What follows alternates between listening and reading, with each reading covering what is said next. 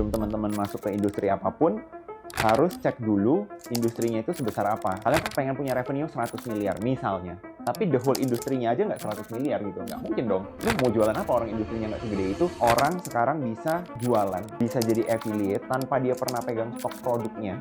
Dan udah dia dapat komisi gitu loh. Pada saat itu gue merasa, wah ini sistem gila banget, game changer. Menurut gue ya, kalau misalnya kalian, sorry nih, hidupnya masih susah, tapi kalian sok-sokan, aduh aku malu, aku nggak mau muncul, itu egois banget. Terutama kalau kalian udah punya keluarga dan kalian cowok. Lu lebih milih anak lu kagak bisa minum susu, gitu ya, kagak bisa sekolah bagus, ketimbang lu muncul berusaha nyari duit cuman karena lu malu gitu. Affiliate di TikTok per sekarang ya, itu GMV-nya bulanan itu di sekitar. Oke, selamat siang Leo Giovanni. Thank you for having me. Yes, apa kabar? Baik banget. Baik, thank you so much sudah datang. Hari ini kita bakal ya ngomongin lah ya apa yang mungkin experience lo, ngomongin juga tentang bisnis, tentang apa yang lo sekarang lagi kerjain. Tapi gue penasaran deh, satu pertanyaan dulu di awal. Oke. Kira-kira dari less than 1 hour nih kita ngobrol hari ini, teman-teman di rumah itu bisa denger insight apa sih dari lo? Mungkin kalau misalnya biasanya gua masuk ke podcast orang-orang ya, diskusinya itu tetap akan berputar seputaran content creator, affiliate, mungkin sedikit clipper sekarang karena gue lagi into clipping industry. Tapi overall sih menurut gua how to make money online ya basically ya. Benar. Karena gue udah dari awal gue ngonten dan berkarir di dunia sosial media gitu ya. Ya emang fokus gue di sana sih. Dan of course kenapa lo diundang sini juga karena banyak guest-guest lo ini juga mereka tuh lumayan expert nih in how to make money online juga. Tapi menurut gue ada beberapa hal yang kayaknya memang lo tuh expert banget di sini. Mungkin nanti kita bakal ngomongin di segi clipping, gimana caranya FYP karena lo kan kayak dikenal juga sebagai Mr. FYP nih yang punya guideline gimana caranya FYP pertama kali gitu ya. Tapi apa sih mungkin perbedaan Leo yang dulu sama Leo yang sekarang mungkin apakah sangat jauh beda dan how to get to Leo yang saat ini? Oke, Leo yang dulunya itu Leo yang awal ngonten atau Leo yang sebelum ngonten? Sebelum konten. Oke, wow. Leo yang sebelum ngonten mungkin gue dulunya itu sangat introvert. Dulu pas gue ngisi itu apa? MBTI test. Introvertness-nya gue itu mungkin 80% pada saat itu ya. Sekarang kalau gue yakin kalau gue tes mungkin gue lebih ke arah tengah-tengah lah. Nah, mungkin sebelum gue ngonten, gue tipe yang very introvert, gue nggak pede. Dan pada saat itu gue kayak belum menemukan, kayak anak yang belum menemukan jati diri gitu loh. Karena gue merasa ya udah hidup itu ibarat NPC aja gitu. Kayak hidup itu udah ditentukan dari awal arahnya. Typical Chinese, ada family business, ya udah gue kuliah, balik ke Medan, terusin family business dan gitu. Cuman sekarang gue merasa, oh ternyata gue bisa loh punya jalan sendiri, karir sendiri, build something yang benar-benar pakai tangan gue sendiri dan juga tim yang gue bentuk ya, gitu sih. Oke. Dan dari dulu lo lulus kuliah berarti normal lah ya hidupnya, nggak ada naik turunnya segala macam. Selama kuliah bisa dibilang iya, dan mungkin lumayan nyaman. Gue akui ada privilege di mana gue bisa berkesempatan kuliah sampai ke luar negeri. Ya gue merasa ya itu salah satu privilege yang gue punya ya. Iya. Setelah kuliah tuh berapa lama sih sampai sadar, oke gue mau mulai ngonten dan pernah kepikiran juga gak apakah gue akan ujung-ujungnya melanjutkan usaha keluarga atau? Jadi dulu itu memang pasti pas balik dari kuliah itu kan COVID ya, by the way. Gue mau coba nyari kerjaan dulu tuh pada saat itu, tapi ya ijazah gue pada saat itu nggak laku. Lu bayangin gue di kuliahnya di Monash gitu kan, mungkin lu juga udah tahu karena ada teman kita di sana juga. Itu kan salah satu university yang lumayan prestigious ya menurut gue ya. Dan gue balik ke kota Medan dengan ijazah itu nggak dapat kerjaan gitu. Nah gue lumayan shock. Nah untungnya pada saat itu gue lihat, oh TikTok itu lagi rising nih. Ya udah gue coba into TikTok pada saat itu. Pernah Sampai sekarang tuh pernah kepikiran nggak sih bakal jadi content creator? Nah, kalau Leo yang kalau dulu nggak, karena approach gue pertama kali ke content creating itu benar-benar iseng dan ngisi waktu luang gue doang. COVID, nggak ada kerjaan, melihat TikTok, kayaknya TikTok ini udah mulai ada loh content creator yang nyari duit di TikTok, udah mulai ada loh orang-orang review produk, Ya. dan gue masuk ke sana kan. Jadi kalau kepikiran sampai gue bisa pindah ke Jakarta, gue merantau, gue build tim di Jakarta, itu udah pasti nggak kebayang dari awal. Dan dulu tuh lu terkenalnya, kalau nggak salah gue pernah lihat juga ya, awalnya itu dari skincare dulu. Bener, Bener ya? bener. Sampai sekarang akunnya juga masih ada dan gue masih review skincare dan jadi afiliator skincare di TikTok sampai sekarang. Oke, kenapa skincare? Karena cowok itu nggak tipikal banget dengan skincare gitu. Nah, jadi di 2021 pada saat itu gue lagi into beauty industry. Ya emang lagi seneng aja lah gitu loh, karena memang beauty industry juga lagi rising di TikTok. Jadi gue coba-coba explore produk-produk, gue baru tahu ternyata cowok itu skincare nggak cuma sabun cuci muka doang loh, gitu loh. Baru gue explore, ada serum, ada toner, dan gue pada saat itu gue merasa fun karena gue mengeksplor sesuatu yang baru. Nah, dari sana proses belajarnya gue into skincare industry ini gue tuangkan ke konten. Nah, ternyata pada saat itu gue juga sekalian mengisi cerukan yang ada di pasar. Jadi pada saat itu nggak banyak content creator cowok yang bahas skincare dan nggak melambai. Lo ngerti ya?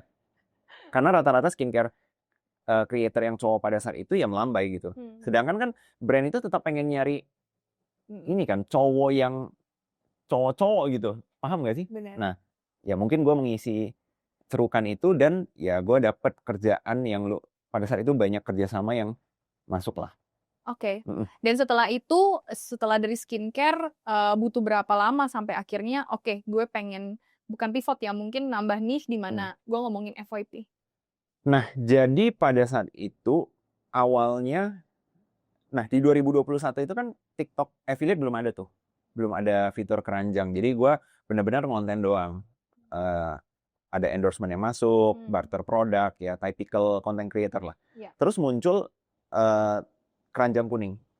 Pada saat itu, jujur, fiturnya itu masih jelek banget, errornya banyak. Tapi gue melihat ini sebagai sesuatu yang game changing, yang gue nggak melihat ini ada di tempat lain. Lu bayangin orang sekarang bisa jualan, bisa jadi affiliate tanpa dia pernah pegang stok produknya, dan udah dia dapat komisi gitu loh. Pada saat itu gue merasa, wah ini sistem gila banget, game changer.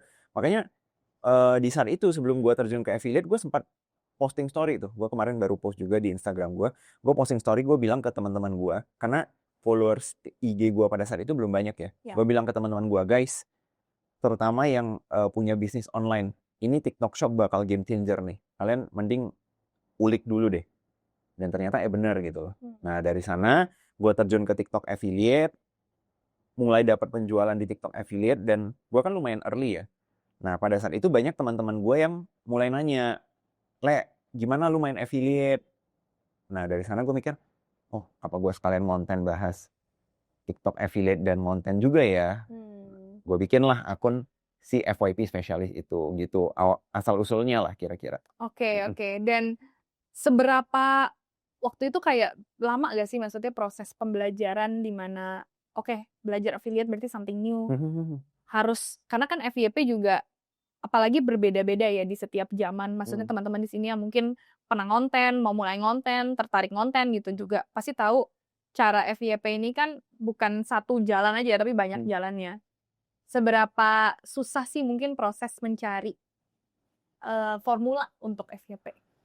Nah, jadi mungkin ini satu hal yang banyak orang salah nangkep dari personal branding guanya ya.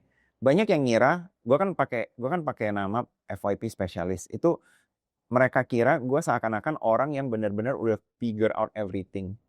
Dan gue tahu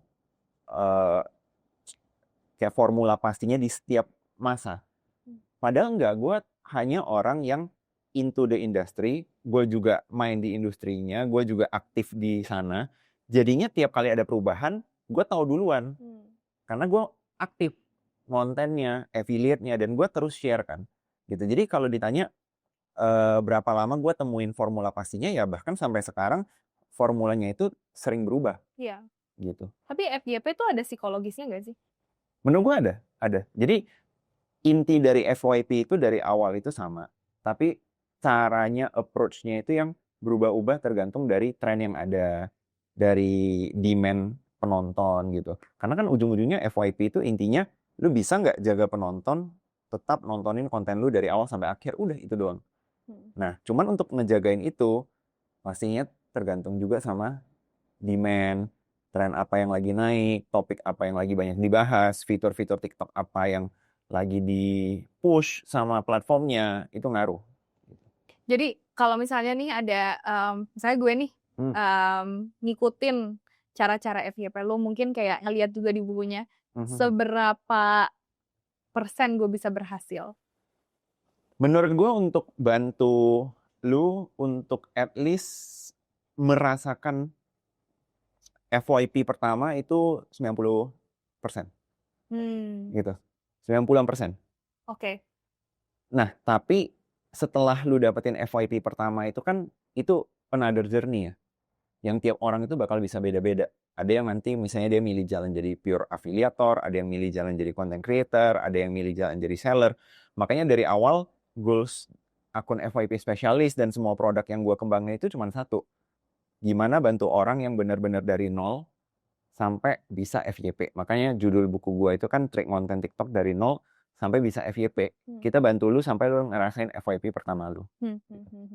Oke, gue sebenarnya ada satu penasaran juga, cuman sebelum kita ngomongin mungkin future of content creating dan juga potensinya seberapa besar industrinya dan penghasilannya. Lo ini kan dari dulu, maksudnya dari yang tadinya mungkin mau bantu usaha keluarga, terus tiba-tiba beralih ke kontennya juga konten skincare. Inspirasi lu tuh dari mana sih? Apakah mungkin ketika childhood memang udah digenjot terus-terusan? Apakah ngelihat ya orang tua atau bagaimana? Mungkin kalau misalnya gue bisa, oke, ini gue harus mikir sih. Good question. Oke, mungkin menurut gue ya, faktornya itu adalah pada saat itu gue lagi ada di masa-masa rebelnya teenagers ya, bukan nggak teenagers juga sih, itu umur gue udah ya 19-20 lah, oke. Pada saat itu gue pengen punya sesuatu sendiri, gue pengen bisa build something sendiri, gue pengen bisa prove something, dan menurut gue itu umum gitu, banyak orang pengen seperti itu, dan banyak orang yang ini kita lihat sering terjadi gitu loh, terutama di kalangan anak-anak yang mereka punya family business dan seharusnya mereka melanjutkan family business-nya, tapi sebelum mereka masuk, mereka pengen prove something, gue bisa loh bikin something sendiri, gue nggak cuma nerima doang loh. Nah mungkin pada saat itu gue lagi di masa itu, dan gue lihat konten ini sebagai jalannya gue nih untuk mewujudkan apa yang gue mau pada saat itu, itu sih. Dan pada saat itu juga, itu kan tahun 2021 ya, itu juga masa-masa di mana entrepreneurs muda itu lagi rising. Kayak narasinya itu benar-benar young entrepreneurs lah. Bahkan Korean drama aja yang populer pada saat itu kan semuanya berhubungan dengan startup gitu loh. Kayak anak muda bisa do something, bisa create something, ya itu sih. Mungkin itu ya triggernya. Jadi triggernya ini tuh something yang mungkin datang dari diri sendiri gitu ya, bukan yang mungkin dari eksternal atau dari kecil. Oke, lo harus kayak the best, harus challenge yourself gitu. Enggak sih, gue tipe orang yang lumayan santai sih. Iya, jujur gue tipe orang yang lumayan santai sih. Oke, dan kita balik lagi mungkin kayak ke potensi atau earning nih. Mungkin karena banyak teman-teman di channel ini kan mereka juga melihat konten-konten in a way pengen jadi kaya, pengen sukses di bisnis, pengen juga terinspirasi gitu ya. Tapi sebelum itu mereka pasti harus tahu dulu dong seberapa besar industrinya dan seberapa besar potensinya gitu. Bisa di-spill gak sih sales tertinggi mungkin ya dari perjalanan selama ini ngonten, dan ini berasal dari apa sih? Oke. Jadi, nah gue setuju banget sama kalimat yang tadi ya. Sebelum teman-teman masuk ke industri apapun, harus cek dulu industrinya itu sebesar apa. Kayak kalian nggak mungkin bisa misalnya, contoh kalian pengen punya penghasilan, kalian pengen punya revenue 100 miliar misalnya. Tapi the whole industrinya aja nggak 100 miliar gitu. Nggak mungkin dong. Lu mau jualan apa orang industrinya nggak segede itu? Nah, jadi kalau ditanya, misalnya teman-teman mau masuk ke dunia konten, industrinya seberapa besar dan gimana cara kita ceknya? Gampang. Sekarang data itu udah kebuka semua kan, udah transparan. Sekarang top affiliate di TikTok per sekarang ya, itu GMV-nya bulanan itu di sekitar 25 miliar sampai 30 miliar. Nah, itu yang top one di TikTok. Nah, jadi ya kalian berarti punya potensi ke sana. Tapi bisa nggak ke sana? Ya tergantung usaha dan rezeki masing-masing juga ya. Tapi at least kalian tahu, oh titiknya di sana loh. Nah, kalau misalnya gue pribadi, sampai sekarang itu gue tiap bulannya tuh selalu main di GMV sekitar 1 miliaran sih. Dan ini berarti dari banyak ini ya, basket ya mungkin ya, dari konten, dari Oh enggak, itu affiliate, cuma dari GMV TikTok gue doang. Jadi GMV TikTok doang. dan itu nggak semua duitnya masuk ke gue ya. Itu kan bisa dibilang kayak revenue-nya lah, GMV-nya gitu kan. Yeah. Gue dapatnya itu ya cuman komisinya doang. Misalnya komisinya 10%, ya berarti 10% dari itu. Gitu. Oke. Seberapa gampang sih orang-orang itu bisa masuk ke affiliate, TikTok affiliate? Menurut gue barrier to entry-nya near to zero sih. Terutama buat teman-teman yang udah nonton podcast ini, dan terutama yang nonton podcast ini, karena gue kan ada scroll podcast lu juga kan, dan gue baca komennya juga, gue ada pergambaran lah kira-kira demografik dan standar penonton lu itu seperti apa. Menurut gue kalian itu punya semua yang diperlukan untuk mulai jadi affiliate, bahkan lebih gitu ya, kalian dibandingin sama audiensnya gue. Gitu, gue tahu audiens lu itu mungkin lebih ke AB lah kalau kita kategoriin. Jadi ya kalian punya segalanya untuk mulai. Barrier to entry-nya near to zero. Tinggal konten, nyari produk apa yang mau kalian affiliatein. Gue yakin kemungkinan besar produknya juga udah ada di TikTok Shop. Yes. Gitu. Yes. Bahkan sekarang juga digital product udah banyak yang di-affiliatein. Udah cuma physical aja juga bisa. Itu juga. Nah, jadi banyak orang itu ngira ya sekarang itu kalau ngomongin affiliate pasti affiliate TikTok, affiliate TikTok. Padahal affiliate itu udah ada jauh sebelum TikTok Shop. Mungkin populernya itu ya memang pas nge-affiliatein produk di TikTok Shop atau Shopee sekarang kan. Cuman affiliate itu dari dulu udah ada di digital products. Gitu. Oke. Dan lu ini kan terkenal juga sudah mempredik industri ke industri atau konsep ke konsep dari segi industri konten kreator nih. Dulu ngepredik TikTok Shop sebelum hits, ternyata dia gede. Ada juga afiliator, dia gede ternyata. FYP mungkin sebelum semua orang itu mikirin tentang gimana caranya jadi FYP, mungkin mereka dulu TikTok zamannya masih nari-nari doang, lalu udah mikirin affiliate. Nah, ada satu hal nih sebenarnya, clipping, yang ini sebenarnya udah jadi the next big thing. Kita nggak pernah juga ngomongin di podcast kita sebelumnya ya, clipping. Dan lo lagi building something on that. Boleh diceritain nggak sih? Ya, jadi kemarin gue juga baru post di Instagram gue setelah lama banget gue nggak nulis, akhirnya gue nulis lagi dan gue post. Postingannya lumayan rame juga. Jadi gue ceritain kalau selama 5 tahun, gue kan konten udah 5 tahun ya. Selama 5 tahun terakhir ini gue nggak pernah tertarik untuk bisnis yang lain-lain. Gue cuman fokus di TikTok. Mau itu TikTok affiliate, jadi content creator, intinya TikTok. Dunia gue itu TikTok. Karena selama 5 tahun ini insting gue itu kayak nggak dapet feel apapun ke industri yang lain gitu. Gue diajak buka cafe, gue diajak bikin bisnis apapun, itu gue tolakin semua karena ya gue merasa insting gue nggak kesana lah. Gue merasa there's nothing ya, tapi nggak ada something di sana for me. Nah, cuman di tahun ini instingnya itu balik gitu loh. Kayak gue merasa wah, deja vu.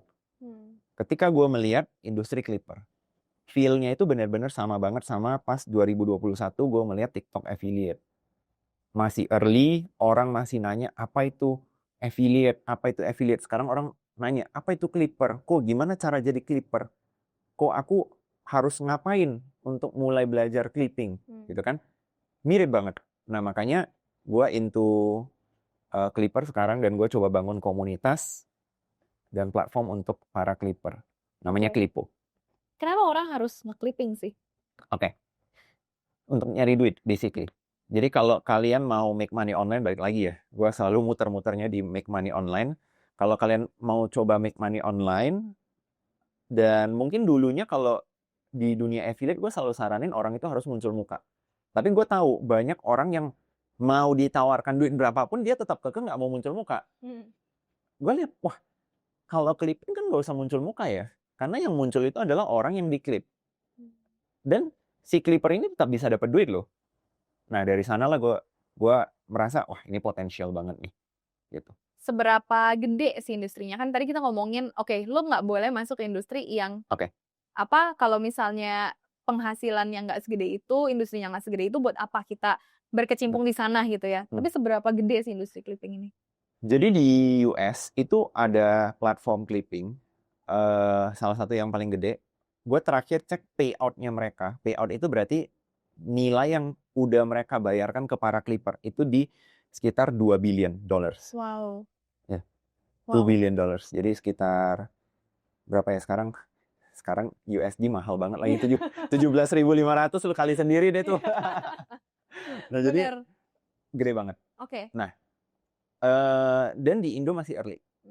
Gitu. Jadi menurut gue kita masih ada potensi lah untuk grow. Makanya kenapa gue masuk dan build dari sekarang. Iya. Karena kalau nanti pas udah peak udah telat juga. Gitu. Dan apakah industri clipping di Indonesia itu mungkin bisa sebesar industri clipping di US? Oke. Dan apakah kita tuh bisa cross market gitu? Nah, jadi gini. Alasan kenapa gue mau bangun platformnya. Jadi dulu itu kan gue aktifnya itu sebagai playernya. Gue sekarang lagi berusaha untuk jadi platformnya. Kenapa? Supaya gue bisa ambil andil gitu loh untuk push industri ini. Itu good question banget. Kita bisa nggak cross market? Bisa banget. Bisa banget. Kerjaan Clipper itu motong-motong video, ngedit. Emang kita orang yang stay di Indonesia kagak bisa motong-motong video? Siapa? Mr. Beast misalnya. Logan Paul. Bisa dong motong-motong video, nambahin subtitle, nyari bagian yang menarik. Bisa dong. Nah, jadi menurut gue kalau untuk cross region sangat bisa, sangat possible. Gitu. Dan buat orang-orang di sini yang nggak ngerti benefit buat jadi clipper tuh apa sih selain maksudnya making money ya, dan misalnya ada gak sih di mana dari clipper lu sendiri nih yang udah lulus, udah berhasil making money, itu potentially bisa dapat berapa sih? Nah, jadi mungkin gue jelasin dulu aja ya gimana clippers make money supaya teman-teman di sini dapat gambaran dulu clipper itu ngapain. Jadi clipper itu kan motong-motong video, ngedit-ngedit video. Let's say podcast ini deh, gitu ya. Clipper gue bisa banget motong-motong gue ngomong di podcast ini dan nantinya di-upload mau di TikTok, mau di Instagram. Kalau misalnya ada yang FYP, ada yang view-nya banyak, kalian akan dibayar per view. Simpelnya, gue sekarang lagi bayar Rp1 per 1 view. Berarti kalau misalnya kalian motong-motong apa yang gue ucapkan di podcast ini dan kalian post di TikTok, terus kalian dapat 1 juta view, kalian akan dibayar 1 juta. Gitu. Simpelnya itu gitu. Nah, potensinya itu seberapa gitu kan? Banyak clipper-clipper di Clipo itu sekarang monthly-nya ya udah ngehasilin, kalau jutaan itu udah banyak banget. Ya kalau yang jutaan ya. Kalau yang puluhan juta kita juga udah ada mungkin puluhan ya. Gitu. Dan ini juga masih grow ya. Jadi menurut gue kita akan melihat potensi yang jauh lebih besar nantinya. Kalau dari content creator sendiri, kenapa mereka harus clipping? Simpelnya gini, ini nggak cuma content creator yang butuh clipper, tapi brand ya. Kalian jangan ketinggalan, ataupun kalian misalnya punya media apapun, kalian punya campaign apapun, simpelnya itu dari semua marketing channel sekarang, gue merasa nggak ada yang bisa ngalahin clipping dari segi harga. Contoh, simpelnya, kalian mau ngiklan, kalian mau endorse, kalian mau pasang billboard, coba deh hitung. Per view-nya kalian bayar berapa? Let's say iklan, mungkin 5 rupiah per view. Kalian endorse, mungkin bisa puluhan rupiah, ratusan rupiah per view. Sedangkan Clipper, seperti yang tadi gue bilang, gue bukanya itu di 1 rupiah per 1 view. Gitu loh. Kalian bisa bukanya di 2 rupiah per 1 view. Atau kalau kalian mau, bisa setengah rupiah per view. Itu juga bisa sebenarnya. Nah, tinggal nanti Clipper-nya semangat ngerjain apa enggak. Gitu loh. Tergantung insentif yang dikasih lah. Yap. Dan oke, ini pertanyaan penasaran gue aja ya. Kita kan tahu ya sekarang AI itu lagi naik nih. Yap. AI untuk video editing memang belum sebagus itu, tapi udah banyak nih tools-tools yang dia tuh bakal bisa nge-cut sendiri, bisa masukin caption sendiri. Menurut lo AI itu bakal makan industri clipping gak sih? Menurut gua AI itu akan membantu para clipper. Jadi gini, gua kan punya tim clipper internal juga ya. Dulu editor gua yang jadi clipper itu sehari mungkin outputnya itu cuman stuck di 8 konten mungkin ya. Ngeditnya manual, nyari cutnya manual. Tapi sekarang kita outputnya itu bisa 30, 40 video per hari satu orang. Wow. Gitu. Itu dibantu AI. Nah, jadi buat teman-teman di sini yang clipper, coba jangan lihat AI itu sebagai threat. Tapi sekarang itu AI itu bisa bantu kalian untuk ngejar output clipper kalian gitu. Tapi kenapa AI ini nggak bisa makan di entire industry entirely gitu? Karena mungkin sekarang memang masih bisa dari sisi membantu, tapi apakah kedepannya AI ini akan bisa menyamakan dengan mungkin insting ya, apakah si video-video ini bakal naik atau enggak, atau itu memang masih membutuhkan human touch? Menurut gua kita terlalu early untuk ngejudge itu, tapi sekalipun let's say one day ada AI yang bisa ngegenerate sehari ribuan clipping. Pertanyaan gue, emang kalian nggak mau jadi orang yang punya AI itu? Emang kalian nggak mau jadi orang yang dibalik AI itu? Karena kan ujung-ujungnya si AI ini pasti ada beneficiary. Siapa itu? Contoh misalnya gue, one day misalnya gue punya kumpulan AI yang jalan sendiri, running sendiri, dan menghasilkan buat gue. Kan ujung-ujungnya duitnya itu lari ke gue, bukan ke AI-nya. Nah, emang kalian nggak mau jadi orang itu? Satu-satunya cara kalian bisa mengakses itu one day adalah kalau kalian terjunnya early dari sekarang. Nggak mungkin kalian nunggu sampai produknya udah ada, baru kalian terjun. Apa itu clipping? Orang lain udah makan duluan, pasti. Gitu. Makanya harus start early dari sekarang. Jadi poinnya adalah early dulu, awal dulu, baru nanti mengikuti industrinya akan kemana lah ya. Yes, sama juga dengan banyak industri lain, kayak misalnya coding, atau orang ngurusin accounting dan lain-lain. Itu kan juga mungkin bisa dibilang sebagai, bukan bisa dibilang ya, memang udah ada risetnya juga kalau itu adalah industri yang paling terancam dengan adanya AI. Nah, orang-orang di sana ya tentunya nanti harus berusaha adapt. Iya, betul. Oke, nah tadi kita udah ngomongin clipping, udah ngomongin your own journey, experience-nya juga, jadi content creator dan afiliator. Tapi menurut lo apa sih mungkin yang orang-orang Indonesia sekarang atau siapapun lah yang mau jadi content creator ini lacking, atau apa sih soft skill yang mungkin mereka butuhkan gitu loh untuk terjun langsung ke dunia ini? Menurut gua sekarang yang paling jelas itu adalah orang mau ngonten, udah jelas dia mau ngonten, mau nyari duit di TikTok, tapi kebanyakan malu dan kebanyakan mikir. Menurut gue ya, kalau misalnya kalian, sorry nih, hidupnya masih susah gitu ya, tapi kalian sok-sokan, aduh aku malu, aku nggak mau muncul, itu egois banget. Menurut gue, itu egois banget. Terutama kalau kalian udah punya keluarga dan kalian cowok. Wah, itu egois banget. Kayak, lu lebih milih anak lu kagak bisa minum susu gitu ya, kagak bisa sekolah bagus, ketimbang lu muncul berusaha nyari duit cuman karena lu malu gitu dikata-katain teman-teman lu gitu. Menurut gue itu egois sih. Nah, sebenarnya kita itu nggak lacking apapun. Menurut gue, orang Indonesia itu nggak lacking apapun. Kita nggak kalah. Yang kalah itu cuman gengsinya doang gitu. Itu sih. Karena banyak yang gengsi juga, yang malu nggak mau mulai gitu. Banyak banget. Dan orang-orang yang gengsi itu menurut gue egois sih. Tapi apakah semua orang ini bisa jadi content creator dan peluangnya masih banyak? Menurut gue bisa.